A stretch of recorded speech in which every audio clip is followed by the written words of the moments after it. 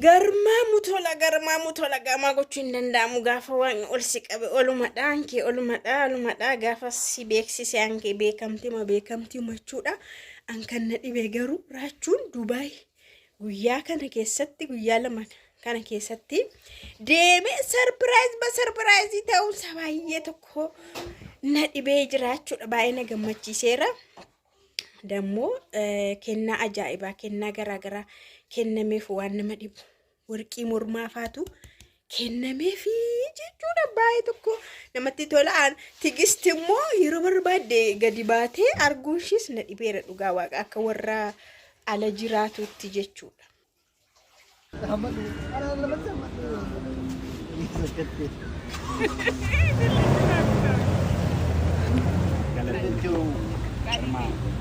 Filman.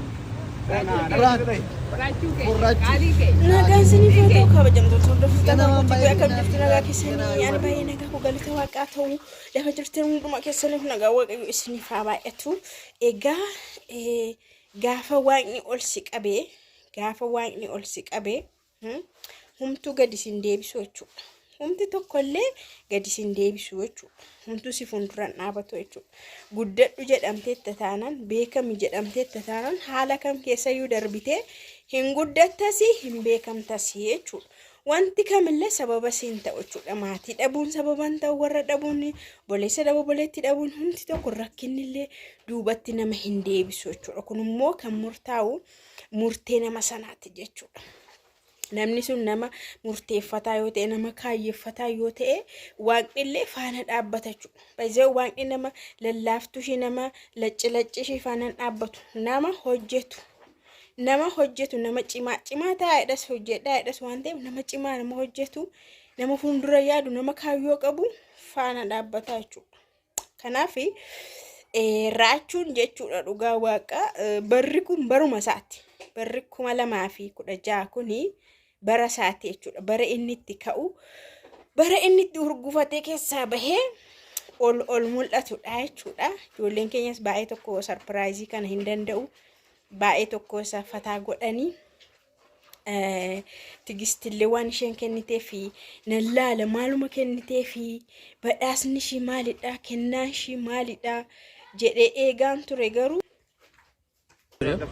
duuba takkan yoo qabdan dhufu abbaa inni iyyuu isa baral obboleetti naan gara gindeen datai garmaa amta hojjete argee maal maaniin nuuf kennameera laayif irratti argitu har'a galgala laayif irratti argitu waan isheen kennitee fi hin argine gara anatuun argine ta'ee isaantu laayif irratti agarsiisna jedhanii laash jedhan ta'e hin beeku garuu raachuudhaan maaluma qopheessitee hadiyyaan shii sixootaan shii jedheen ture.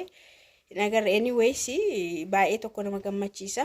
Isheen garuu yeroo barbaadetti mana madaamii keessaa baatee nama argachuu nama quunnamuu ishii baay'ee tokko na dhibee jechuudha. Garuu araboota faana baay'ee walii galtee yoo PC taate maatii yoo taate baay'ee yoo bira turte si amanu yoo ta'e yeroo barbaadetti biraa deemuu dandeessa jechuudha. Naman dubbisa naman arga yoo itti deemtee dhuftaa jechuudha. Isheen amma yeroo barbaade deemtee dhufte amma akkuma nama ala dalaguutti fataa jechuudha dhugaa waaqa. Garuu araboota sana bira baay'ee turte tokko baay'ee turteetti lammataan immoo nangalas jettaa jirti waan ta'eef galuufis qophii jirti waan ta'eef humaa hin jedhan jechuudha. Hin amanu baay'ee isaanii hojjetteetti galtee deebitee isaanii baay'ee dhamaate ijoollee isaanii faana waan ta'eef arabni yeroo akkasii laqaqsi gooticha si gadhiisti si amantee jechuudha.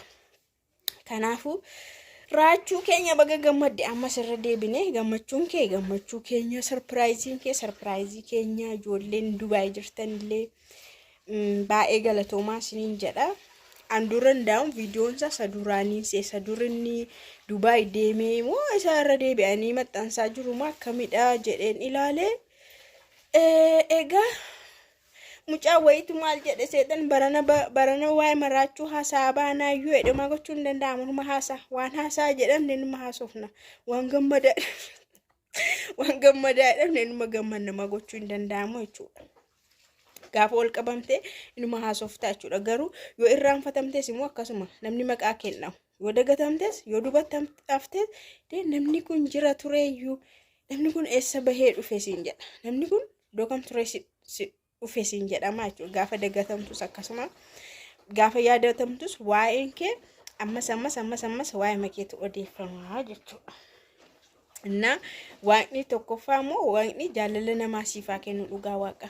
Asiinis achiinis jaalala namaa siifaa kennu. Amma kan warqii itti godhaa jiru kun amma I think Itoophiyaawwiidha. Kan warqii mormaa qopheesseef kun jechuudha. Kanaafuu wantichi jaalala qofa irratti hundaa'e jechuudha. Beektu jaalala namaa qofa irratti wanta hundaa'e waan ta'eef jaalalli immoo murteessaadha. Qoqqooddaa keessa hin jiru, humtuu keessa hin jiru. Jaalalan namoota ama sarpiraayizii baay'ee kana qopheesse, keekii kana qopheesse fa'aa ilaala. Sabaaf sablammiidha baay'ee namni as keessatti walitti qabame malee Oromoo qofa miti.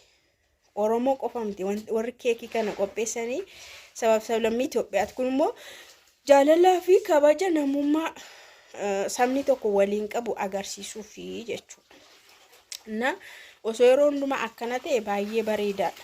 Sanuu sa walqooduu sanarra, samaalii sanarra, sa gosa sanarra kanatu galmaan nama gaha. Kanatu tokkummaa jabeessa, kanatu akka namni wal gargaaru godha jechuudha. Yeroo baay'ee dhugaa waaqa. Na yeroo baay'ee akkanatti gosummaa akkana ol baasanii haasa'uurra akkanatti wal fixuurra, wal loluurra, wal arrabsu, wal xiqqeessuurra yoo wal jaalatame, yoo wal kabajame biyya kam keessattuu gaarii ta'a. Itoophiyaa keessattis haa ta'u, alattis haa ta'u. Na kun egaa fakkeenya hunduma keessaniif haa ta'u dhugaa waaqa keessattuu warreen biyyoota garaagaraa keessa jirtanii akka Itoophiyaatti jechuudha. Akka Itoophiyaatti yoo wal bira dhaabbatan biyya namaa keessa wal galchuun illee wal gargaaruun illee ni danda'ama jechuudha. Garuu achittis wal qoodanii biyyattis wal qoodanii baay'ee tokko gaarii miti akka kootti jechuudha. Tokkummaan baay'ee bareedaadha biyyoota namaa keessatti akka biyyaatti jechuudha. Kanaafuu garmaa mutola hundi keessanuu jechuudha lafa jirtanitti jabaadhaa gaa. Guyyaan siniif isin dhufa, guyyaatti sarpiraayizii taatanis isinis jirtu, guyyaatti waa'ee keessan irra deddeebinee haasofnu jira, guyyaatti miidiyaa irratti baatanii isiniinis sarpiraayiziin goonu jira waan ta'eef namni nama qofa sarpiraayiz gochaa hin oolu, dabareensaas jira, guyyaanis isaan dhufa, yerootti inni sarpiraayiz ta'u jira, yerootti ol ka'u jira, yerootti waa'eensaas ol ka'u jira. Kanaafuu isinillee gana waa'een keessan ol ka'aa, sarpiraayiziin taatu. Hin leellifamtu, hin jaallatamtu, hin beekamtu. Akkatti of yaadaan sinin jedhanu ganaa nan fammasaa, nan beekamaa, sarpiraayiziin ta'a, liqimsa gochuu hin danda'amu. Waa'ee namaa qofa odeessaan oolu, waa'ee koo miidiyaan odeessaa oola. Garmaamuu tola.